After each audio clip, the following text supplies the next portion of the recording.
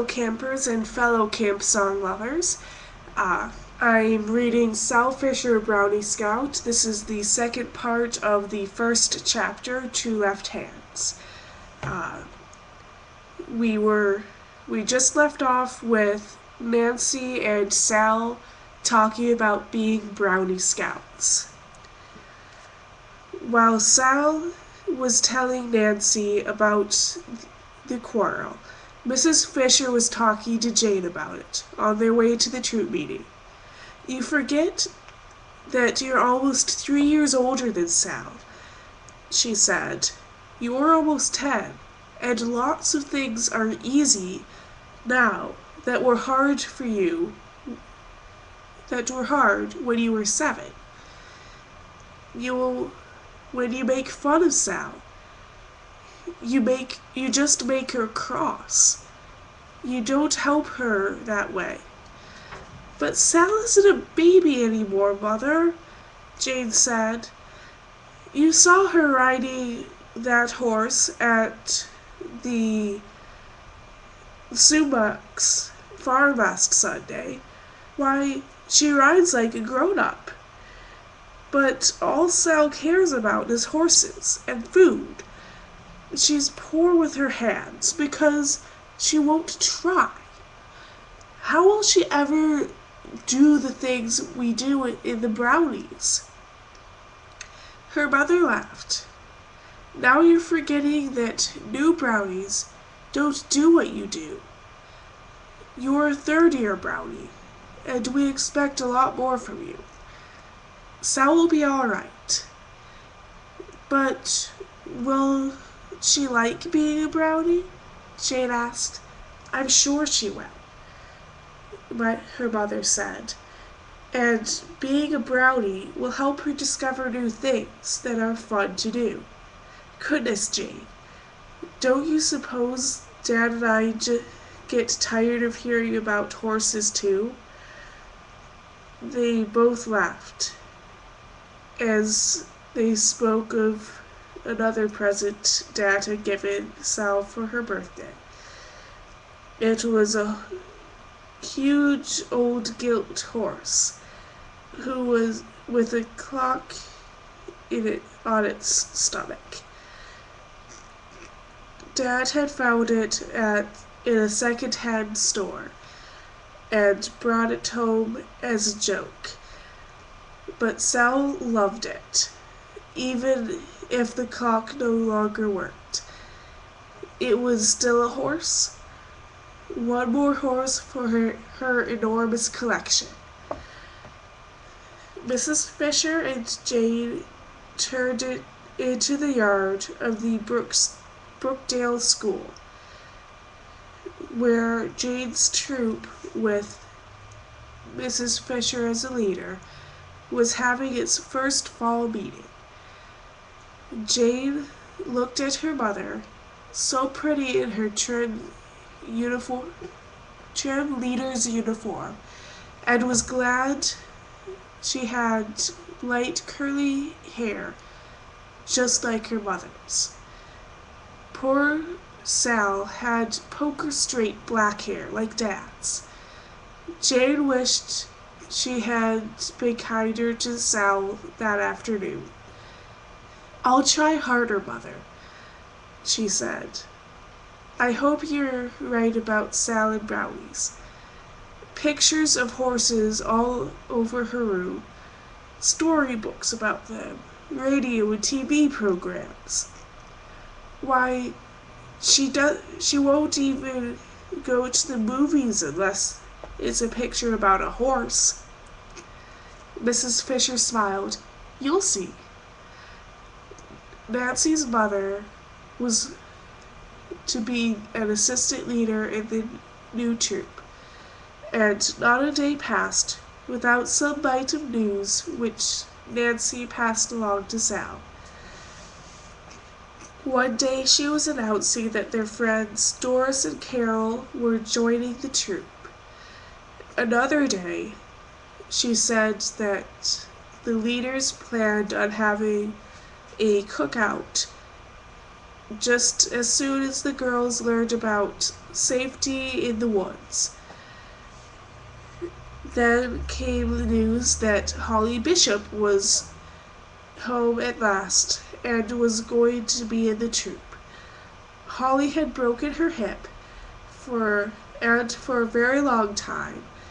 She had been in a special kind of hospital that treated damaged bones.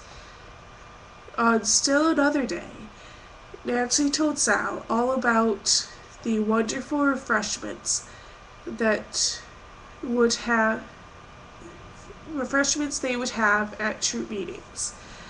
One day, Karen Peterson invited Sal and Nancy to her house after school. Mrs. Peterson was the troop leader of the new Brownie troop. While the girls had cookies and cider, Mrs. Peterson sewed up the hem of a green uniform just like Mrs. Fisher's and talked about the fun they were going to have. Brownies work, of course, she said, but they play too, even when they enjoy their work. Even when they work, all brownies don't do the same things. Our new brownie scouts aren't expected to sew or cut or do anything with their hands, as well as the fly-up does. That made Sal feel better. She knew a fly-up is a brownie that was almost ready to fly up from brownies to intermediate Girl Scouts. Jane was going to fly up this year when this year was over, and Mrs. Fisher planned to fly up with her troop to become a Girl Scout leader. And here's a picture. Don't forget, Mrs. Peterson said when the last cookie crumb was gone, that the first troop meeting of our troop is Thursday right after school. This was Tuesday. Tomorrow, thought Sal, is Wednesday. Only 2 more days to decide. It didn't take 2 days. It didn't even take 2 minutes when the time came to decide. It all happened the next day when Sal and Jane were eating lunch. There was a knock at the kitchen door, and Mrs. Fisher called out a cheerful, "Come in!" Mr. Sumac walked in. He came every week with fresh eggs, but he was much more than just their eggman. He was a good friend of the whole family's. His farm, a few miles out of town, was one of the favorite places to drive on summer evenings.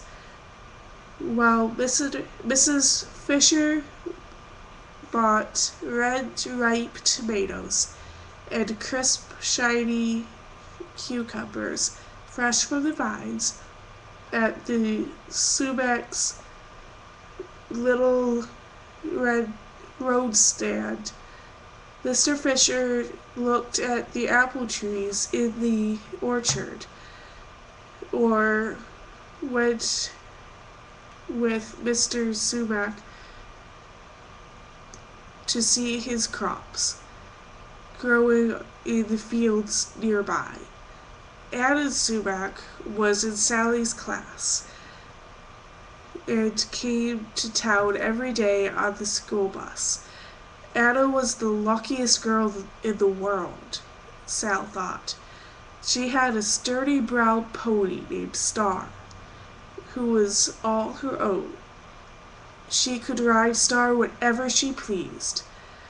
Now that Anna was 7 her father sometimes let her ride Lady, the fine chestnut mare. Sal had taken a ride on Lady just once, but she had ridden Star many times. Now she asked, "How's Star, Mr. Sumac?" "How?" He smiled at her. Anna didn't tell you yet?" "No, what?" "Oh my, Star feels very important these days," Mr. Sumac said, laughing. "You didn't hear that 14 young ladies are visiting him next week?" "Oh, no." It must be a party, Sal thought, and she hadn't been invited. Positively. But what's wrong, Sal? Aren't you a Brownie too? By Anna's new troupe? Mrs. Peterson asked last week when I brought her eggs if there could be a party at the farm with pony rides and for the new Brownie Scouts.